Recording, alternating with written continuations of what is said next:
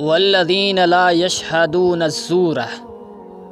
سلف کی ایک جماعت نے اس کا معنی یہ بیان کیا ہے، اور رحمان کے بندے وہ ہیں جو کافروں کی عیدوں میں شریک نہیں ہوتے۔ کفار کی عیدوں پر ان کی عبادت گاہوں کا رخ مت کیا کرو، بے شک ان پر اللہ کا غصہ اترا ہے۔ سیدنا عمر بن خطاب رضی اللہ تعالیٰ نے فرمایا۔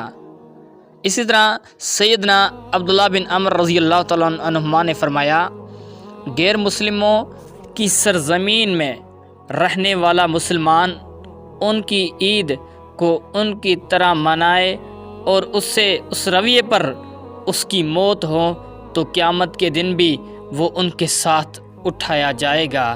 اسی طرح امام احمد بن حنبل رحمہ اللہ فرماتے ہیں، اگر کسی شخص کی بیوی عیسائی ہوں تب بھی وہ اس کو عیسائیوں کی عید میں شرکت کی اجازت نہ دے، کیونکہ اللہ تعالیٰ نے گناہوں پر تعاون کو منع قرار دیا ہے۔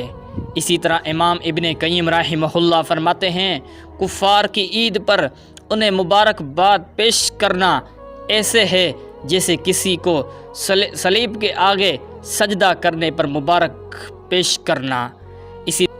اسی طرح امام ابن قاسم المالکی رحمہ اللہ فرماتے ہیں، مسلمانوں کے لیے جائز نہیں کہ وہ عیسائیوں کو کوئی ایسی چیز بیچیں جو ان کی عیدوں میں کام آنے والی ہوں، کیونکہ یہ ان کے شرک کی تعظیم اور ان کے کفر کی معاونت ہے۔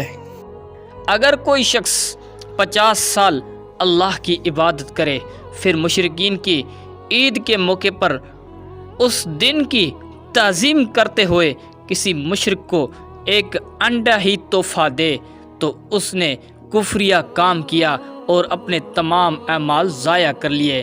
امام ابو حفص الکبیر الحنفی رحمہ اللہ نے فرمایا، شافعی فقہاء کا کہنا ہے کہ کفار کی عید میں شرکت کرنے والے کو سزا دی جائے۔